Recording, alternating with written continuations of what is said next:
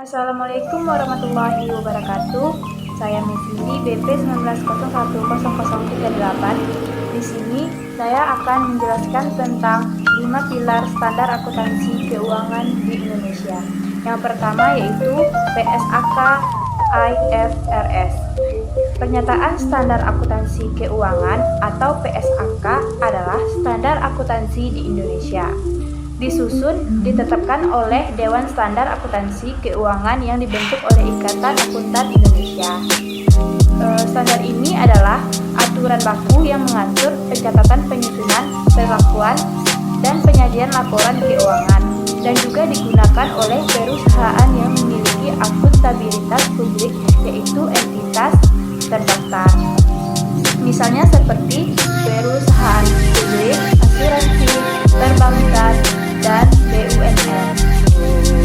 IFRS sendiri adalah kelanjutan dari International Accounting Standard dan banyak dipakai sebagai standar akuntansi di negara lain. Kedua yaitu SAK ETAP. SAK ETAP panjangan dari Standar Akuntansi Keuangan untuk entitas tanpa akuntabilitas publik. Digunakan oleh entitas tanpa akuntabilitas publik atau ETAP. Artinya, entitas yang tidak memiliki akuntabilitas publik yang signifikan.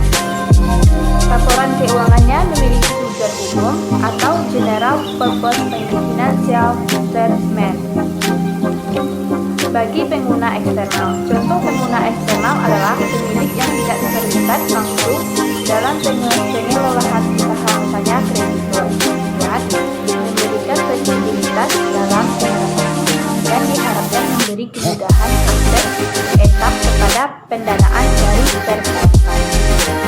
SAK etap adalah standar akuntansi keuangan yang berdiri sendiri dan tidak mengacu pada SAK umum. Sebagian besar sumber akuntansinya menggunakan konsep biaya historis dan mengatur transaksi yang dilakukan oleh etap. Bentuk pengaturannya sederhana. Dalam hal perlakuan, akuntansi dan normatif tidak berubah selama beberapa tahun. Yang ketiga yaitu Standar Akuntansi Syariah atau SAS.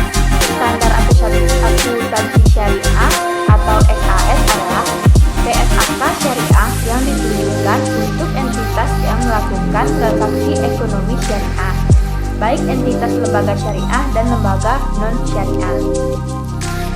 SAS ini memiliki kerangka konseptual yaitu penyajian laporan keuangan syariah, akuntansi murabahah, musyarakah, mudarabah, salam istisna. Yang keempat yaitu SAK EMKM. Disebut juga Standar Akuntabilitas Keuangan Entitas Mikro, Kecil, dan Menengah.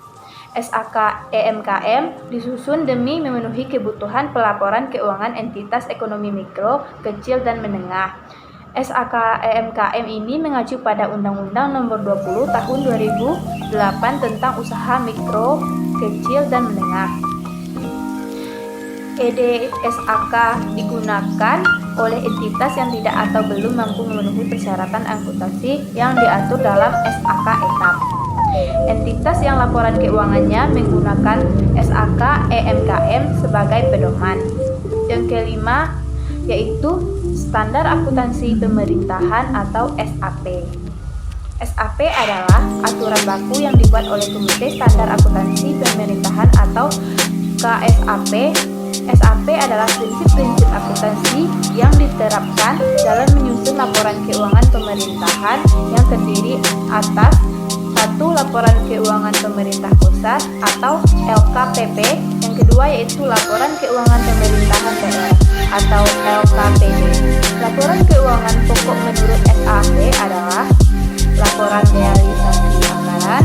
Yang kedua neraca atau seperti neraca laju, neraca saldo. Yang ketiga laporan arus kas, dan yang terakhir catatan atas laporan keuangan. Di era digital saat ini sudah banyak aplikasi digital yang membaca proses pembuatan laporan keuangan sesuai dengan PSAK dan sistem perpajakan